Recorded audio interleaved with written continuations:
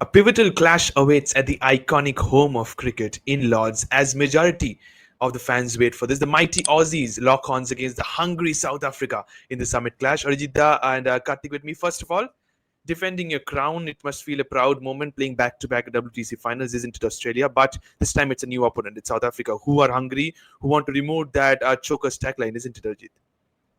Yeah, definitely. I think South Africa will be gearing up to remove that tagline. But I think it's not about that tagline only that South Africa is playing for. They're playing to prove themselves at the highest of stages. Talk about South Africa, they're a phenomenal side, be it any format, and it's been coming for the last couple of decades. So when you look at South Africa and the finals or the knockouts, it hasn't been a Mm-hmm. rosy occasion. So yeah, definitely there is a brilliant opportunity. And when you Yep. have someone like Aiden Markram in your team who has been a lucky charm, especially as a captain, obviously not now as a captain, but Temba Bavuma, I have to say he has been leading the South African side pretty well so far. So good, but yeah, a big challenge, a big test when it comes to facing Australia in the finals. Absolutely, definitely a huge test. But Karthik, before I move on to the red ball format, a few days ago, just before the IPL final, we got a shocking news about Henrik Klassen announcing his retirement. Your thoughts on that? How did that come from? From where? Well, I think someone like Henrik Klassen, if he's not going to be, being part of South Africa's contract system, then he feels that okay, there's no point. I have to, give myself because today the offer outside Test match cricket, is very clear that you can always choose T20 leagues and still make enough money for your family. And I Yeah, think most cricketers, when they, face this with this kind of a, equation, they will obviously take the easier way out, which is a lot more money with taking the franchise cricket league, and it's happened before, and we've seen that in South Africa even with I think the 2015 semi-final, they had to play Vernon Philander over Sean correct, Abbott, and correct. and he just went the Kolpak way. We don't call it Kolpak anyway. After Kolpak was how we describe the migration, but I Mm-hmm. think the migration of cricket playing players from cricket playing countries that don't have a Mm-hmm. great cricket economy will continue. And Klassen is just a classic example because if he's getting 24 crores for playing at the Sunrisers in the IPL, I think that's Absolutely. 24 crores is 4 crores more than what RCB won for winning the IPL. And just putting that into perspective, that could also be South Africa's the money that South Africa makes by playing a home season. So that's the amount of money Absolutely. we're talking about. So from a mathematical sense, I think Heinrich Klaassen has done enough to secure his family. And it's just unfortunate that we wouldn't be seeing him in South African colors. Absolutely. That's really, really unfortunate. He has so much talent. But talking about how much hungry the South African side are, they're making progress. They played the T20, 2024 T20 World Cup final against India as well. Is this the best chance for South Africa to break the ICC trophy drought? Do you think, is that Karthik? I actually see South Africa's entry inside this whole thing, the WTC final, comes on the back of a campaign where, if I remember right, their last four victories have come in South Africa, and they've come Yep. against Pakistan and I don't know who the other Sri sides, Lanka. and Sri Sri Lanka, Lanka, yeah. yeah, Pakistan and Sri Lanka at home, and their victories have outside South Africa have They been played in West Indies. Bangladesh and the West Indies, Guyana and Chattogram, I think. So they've not had the toughest cricket being played. Whereas if you look at Australia, their last three tests in England, the Australia has lost. They started off winning 2-0 in the Ashes, and then it went to 2-all and with a Mhm. drawn test. So Correct. their last three tests in England have not been good, but they've had a lot of competition with England. Then Similarly they've goes come for they played Australia's India. Absolutely. even in against India. Australia's picked up steam towards the end. It was a very closely fought series, even in the MCG Test match. It was supposed to be Correct. drawn. Sydney Test match, Australia was supposed to lose. India were ahead in that Test match. So Australia has been found wanting when it comes to slightly higher quality sides. It's another matter that they actually won the series 3-1. To me, I think South Africa has a chance to pull things back, but Australia has at least been playing tough cricket, top nations like India and England. South Africa Absolutely. has not been playing that. They have not been tested at all. True. From right According to you, this is the big test for South Africa because It is it's a real huge test big for side. Africa. As much as they can be very confident that hey, we're made it to a final, if you look at their games, they haven't played high quality cricket at all. I mean, I wouldn't rate playing Pakistan, Sri Lanka, and West Indies. But Yeah. ultimately, I mean, they don't control that. That's what the WTC cycle has been drawn. But coming into this final, I don't think they've been as well prepared as maybe Australia has been. Okay, that's pretty surprising. But on the other hand, Karthik said about how Australia have played so many big sides, but one of the underrated sides, a little bit of below ranked side, was West Indies, and that was where Shama Joseph announced himself in the iconic Gabba and had those figures. But also on the other hand, having experience of playing so many ICC finals, do you think Pat Cummins and his side will go into this one as the favorites? Yeah, definitely. I think without a question, I think they also have a solid top 11. I think if you look at their playing 11, I think it's pretty much sorted. I'm pretty sure you'll come up with that later on as Absolutely. as we progress. But yeah, just a little bit hindsight. If we speak about Australia and in the finals, I mean, with any format, they are world beaters, isn't it? I mean, that's the tag that they have earned. So definitely, yeah. I mean, they are with having Steve Smith, Manus Labuschagne, then Travis Head, the Mhm. man who's always done it in the final of late in recent years. Correct. Usman Khawaja is that one solid guy, who can test the bowlers and irritate the bowlers. I'm sorry to And interrupt, but you said these four names, and more or less they have the experience. But in this one-off test final, which many have said I want a three-match test final, but as of now it continues to be a one-off test final. Is form more important than experience in this, or do you think experience is key as well? I think you need to have a blend of both. Both is important because look, like there are many cricketers I've seen that they might have form, but they are not able to cope up that pressure of playing the final.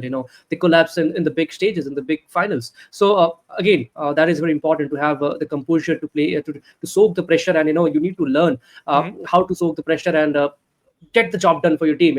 If you can just keep when the conditions are not in your favor, and you just manage to just stand over there, just hang around, be it by hook or by crook. And I think overall this is where Australian is a very well-rounded side. I mean, Correct. But Karthik, on the other hand, your thoughts on what does this mean for South Africa if by chance they win this ICC trophy after so many decades? Your thoughts, and does that bury the Chokers tagline? Yeah, so I was thinking of that as just a framework, right? See, from this whole South African squad, there are a few of them who've been like I think Arjit was talking about experience, right? Yeah. So one is the experience of being in a final like that. Correct. Now, if obviously the WTC is fairly new, it's only 3 cycles old, so South Africa have not made it so far, so it's their first time ever. Now, amidst people who played, let's say, in a bigger cup final, it could be like a T20 World Cup. You had Markram, Stubbs, Jansen, Maharaj, Yeah. Rabada. These guys played, and they're also part of the setup. But there's a huge bunch of people who've made their debut debut, or more recently in the last two WTC Yeah. cycles, like Ryan Rickelton, Zorsi, Tristan Stubbs, Wian Bedingham. Mulder, Beddingham. He played debuted against India. Corbin Bosch, Patterson, and that guy Tamil guy Senuran Muthuswamy. And some Yeah. of these Muthuswamy, yeah. guys some of these guys have never known what is it to play in a big cup final. Yeah. And so that might actually be a good thing because South Africa, these guys don't have any of the scars of the past. Correct. Because whenever there's a cup final, South Africa comes, their DNA suddenly shows up, and then they choke. Like it happened, on that famous day on June 29th last year, but that was the white Yeah. ball format. This is Yeah. the red ball format. South Africa, my only thing is South Africa look a little undercooked. They have the right people in terms of Arsenal for squad to squad matching. But I think they've played, it's been close to 5, 6 months since they played Test match cricket. Yeah. As a result, they've requested Zimbabwe to go play a 4-day game or a 3-day game. And now this is dependent on like, just hoping that someone like Rabada, Lungi Nigiri, or Patterson, I don't know who's going to be in their lineup. Hmm. But these guys, get together and then they're just able to bowl pace. But I don't think they've had that rhythm going into the final. But the good part is a lot of the people who have not played a final, this Hmm. is a completely new DNA. Maybe Yeah. they're able to put a completely new foot forward and not have scars of the past. But going just by test form, Australia have at least been tested. Like Australia has also Absolutely. been about 4 5 months since they last played Test Yeah. match cricket, but they at least had a little bit, a competitive Test match cricket. Though the True series was that. 1-3-1, they at least were very competitive. So I think that's my only worry with South Africa. But I'm You just said hoping about for your a concerns about South Africa, but do you think this test match is going down to 5 days, or is it completing before that? well. If rain can help us, it can go down to 5 days. But I think these are very what is that? I somehow feel South Africa are not in the same league as Australia. So I'm going to go with 4 days on the fourth day. Okay, 4 days. That's sensible because nowadays we see that test matches are getting over by third, final session, or fourth, maybe by the mid session or not. But Arjit, very interesting stat and continues from the IPL final as well. Josh Hazelwood has never lost a final whenever he's played. So, talks going around. Is it Scott Boland or is it Josh Hazelwood? Your thoughts on that, please? Yeah, definitely. I think Josh Hazelwood has to be the guy. I mean, Scott Boland. If you also look into the numbers, I think numbers in England specifically, then I think it's very much clear how you can differentiate both. I mean, Scott Boland. I was just going through ESPN Cricket Post data, and I think he's got a bowling strike rate of over 70 in England. Scotty Boland, and I think three Yeah. innings, three. I mean, Talk us through yeah. that bold So which Shubman Gill got out. I think Josh Hazelwood will have to be. It's a big occasion, and no better than Hazlewood, Stark, and Pat Cummins, along with Nathan Lyon, Gary. I'm really Oh eager to yes. hear. Come on, Gary from Manas Laushin and go from the slip court in the silly point area. So yeah, but again, I think like we were mentioning, like we're speaking about South Africa and how undercooked they are, right? Definitely they are, but I think this is one team that will not, give up easily. I mean, and this is one team that can really trouble the Aussies because I think it is also a competition of both pace lineup. If you look at the pace Yep. batteries of two sides, I think it's scintillating. I mean, you talk about Kagiso Rabada, he's one of the best red ball cricketer going around currently, But and apart is he in the right along with that, frame of mind? Is he in the right rhythm? That's the big that is a question. big question. That is a big question. I mean, if IPL form and the recent Champions Trophy form is one way to judge, definitely the answer will not be pleasing for any South African fan. But again, he is Kagiso Rabada, and you give him the red ball and you tell him to deliver, he will not disappoint you. He might have a poor bat spell, a bad burst, but if you again offer him the ball, and you can see that he'll come back stronger and bounce back with wickets. That is a specialty about Kagiso Rabada. And I think another bowler Absolutely. who is underrated is Vian Mulder and Luki Giri in these conditions. I think these two can be really, really brilliant, provided the line they bowl and that hint of movement, that hint of nip, Mhm. the challenging areas where they bowl.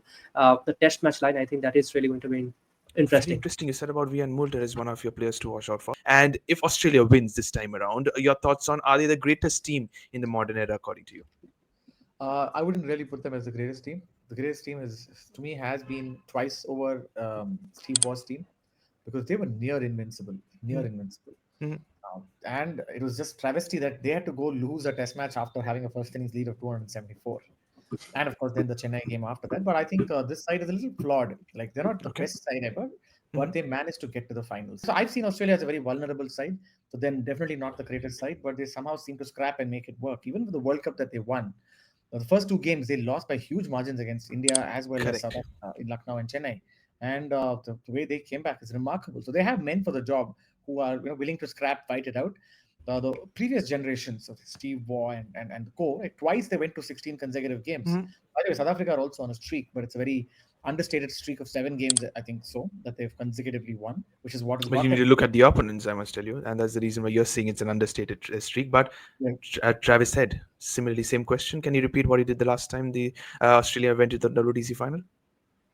My sense is South Africa's pace bowling is a far better well-rounded attack than the Indian pace bowling attack. Okay. So India didn't have like a settled pace bowling attack, but in South Africa's case, someone like Lungi Nigiri, Marco Jansen, Vian Mulder, who's I'm just surprised at the depth South Africa have. Vian Hmm. Mulder and Marco Jansen have got like 80s and 90s, playing Test match cricket, Yep. batting, and then they're fast bowlers also. Yep. And so they're like batting, they're true all-rounders. From the land of Jack Scalise. So that way, I think I'm happy with the South African bowling attack. So it's not going to be so easy for Australia to get away. And Travis, it gives you a lot of chances in the first few True, balls that true, they true. Yeah, 100%. very true. a lot of false shots 100%. that get created. Talking about the head-to-head between these two times since the 2010 season as well. South Africa leading at 8-7 versus Australia. Three times the match has gone out to draw as well. But players to watch out for is what we are heading towards. And here are my three picks.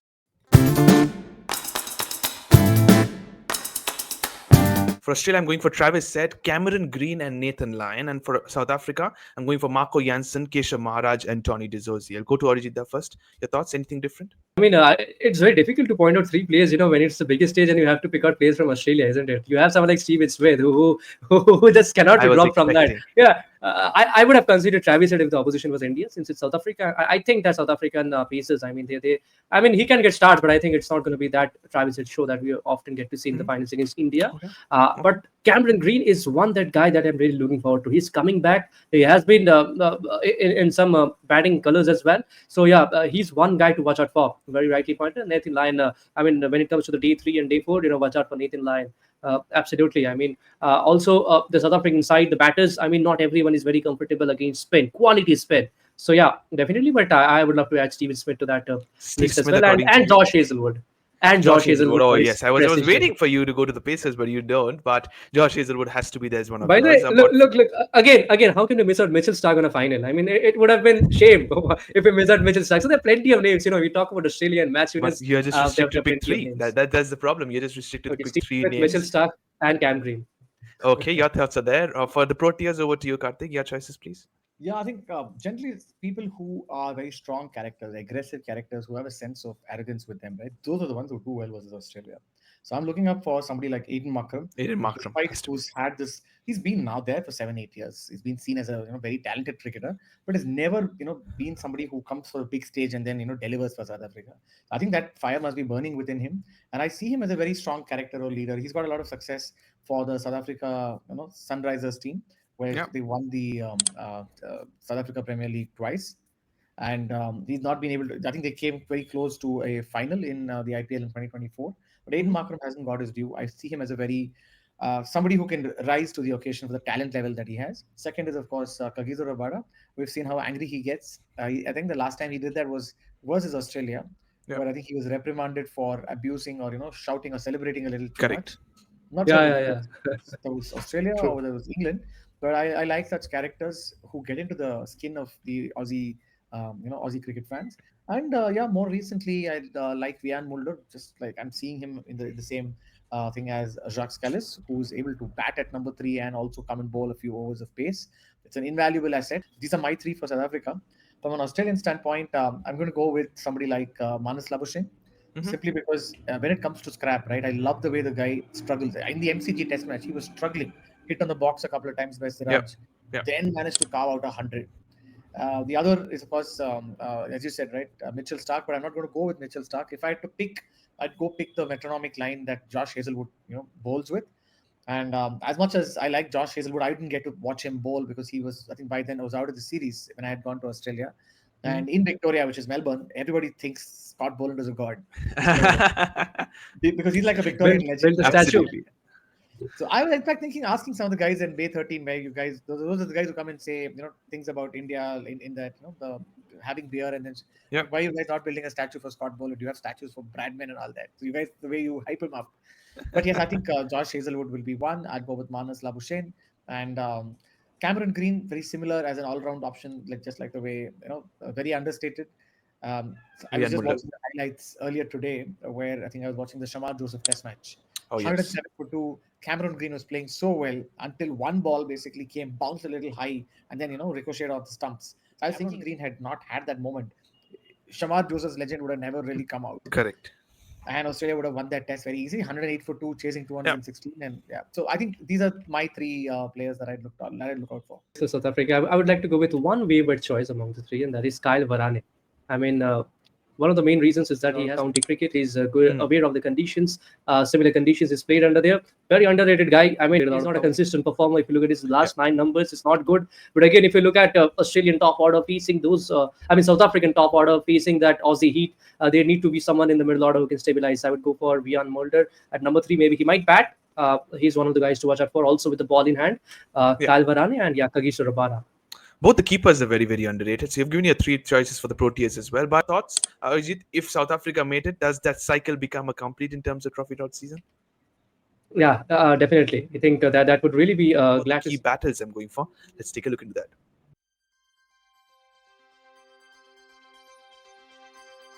Anything different from your end? No, I think these are very interesting battles, because the other battle that I was wanting to generally talk about is only happens on day 4 and day 5 if Nathan Lyon comes out Spin. to spin. But otherwise, it will largely be battles driven by pace. So unless it goes to day 4, day 5, and I like Nathan Lyon as a bowler, I like Nathan Lyon as a spinner, especially the drift he gets. Yeah. But I'm going to go with the battles that you have mentioned. Absolutely. Thank you so much for that. But you knowing Lords as well so much about it, do you think does any factor come into play in terms of one side being a little bit of having a little bit of slope in it? I've seen a game at Lords. This was, I think, Johnny Bairstow's debut test match. I was incidentally Okay. on work in London and happened to stop by for, I think, one of the Saturdays. So, of course, if there's a slope, what happens is, the ball comes on much, much faster, especially at the other end. So it creates a lot of Mhm. uneven bounce, especially if you're bowling against the slope or bowling, with the slope. Yeah. But these are very minor things that professional cricketers can adjust to. And Lords is something we've seen even sides coming from outside have won. One of India's most Absolutely. victories more recently has come at Lords in 2021.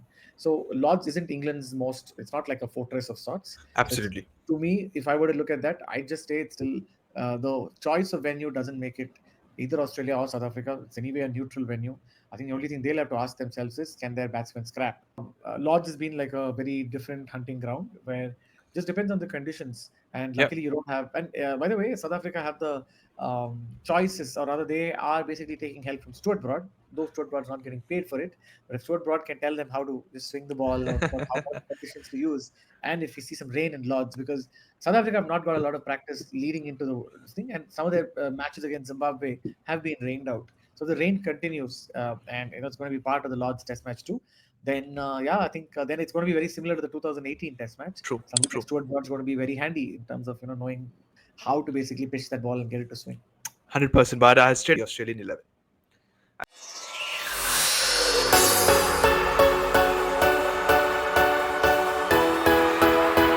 I think players speak themselves more or less, and I'm going with Josh Hazlewood. In the middle order, I'm going with Cameron Green in place of Bew Webster. Your thoughts on that? Is it the same 11 you're going with? Yeah, starting with Sam Constance and Usman Khwaja, with one down, Stephen Smith, Manus Labuschagne. Travis said Cam Green again. He'll come up instead of Bew Webster or / Mitchell Marsh, whatever you may say. Alex Carey, and I think the 4 bowlers, I mean, pretty much sorted out. Yep. The Trinity and Nathan Lyon. Absolutely. But your thoughts on how you said about experience being a cue, 1400 plus runs for Usman Khawaja for Australian WTC cycle, and alongside Steve Smith as well. How, are they the pillars in terms of the batting order for Australia? Yeah, definitely. I think the top order. I mean, they are the pillars. I mean, you look at Usman Khwaja, Stephen Smith, and Manus Labuschagne. If they can do the bulk of the scoring, I think then it's half the job done when it comes to the batters as a whole batting unit. Yep. And now it's over to the bowlers. And when you have these quality pacers, I mean, they'll any day they'll want to have more runs on with them and then defend or maybe do the hunting with the ball. True that, and 70 plus wickets for Pat Cummins and Mitchell Starc in this cycle, while 66 for Nathan Lyon. But over to you, Karthik, for the South Africa 11.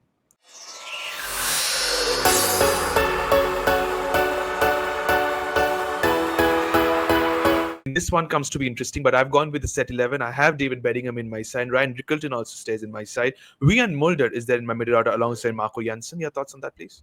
Yeah, Bjorn Mulder, I think bats in the top order. I thought he either bats at 3 or 4. And I think sort of the choice here is really about who do you have as your third pacer. I think Marco I have Jansen- gone with Gerald Coetzee. Okay. So I think Dane Patterson hasn't bowled much in that Zimbabwe game. So the choice really is between Dane Patterson and maybe Lungi Nigiri. Lungi Ngidi. Rabada and Marco Jansen are like a sure pick for their bowling attack, with of course also with Bjorn Mulder. So that third pacer slot is where probably the whole discussion is about Dane Patterson or Lungi Nigiri.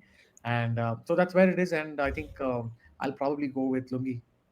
Okay, Lungi, according to you. I was thinking of having a Gerald Coetzee as a typical Neil Wagner kind of a bowler, coming in an off season, like in a second season or the second session or third session, and bowling those bouncers if things are not going according to plan. You think, will South Africa think about that, or are they going for a third genuine seamer who can swing the ball like Lungi Ngidi?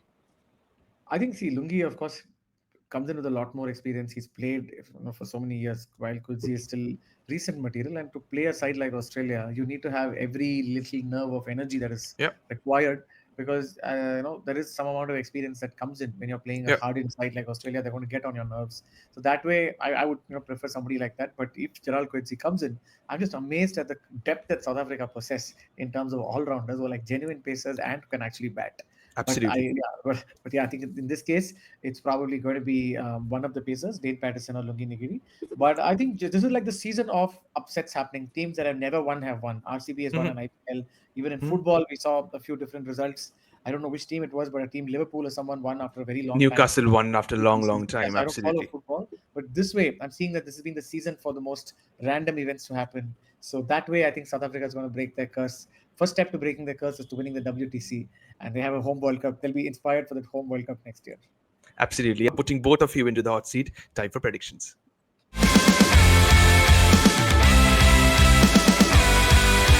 Who do you think is going to win this, and who is your player of the final? Yeah, I will go with that. How the trend has been, and South Africa is my choice for predictions. And player of the final, I think it has to be experienced Kagiso Rabada. Over to you, Karthik. Who is yours? South Africa, Aiden Markram. South Africa, Aiden Markram, both of them are going for history. Both of them think South Africa finally lifting an ICC trophy after 2 decades. Thank you so much, both of you. Thank you to all the viewers as well. It's the WTC final we are coming forward. It's South Africa versus Australia all the way from Lords. Sit back and enjoy. Don't forget to subscribe to Fifth Number. Press the bell icon as well. Thank you so much, and bye-bye.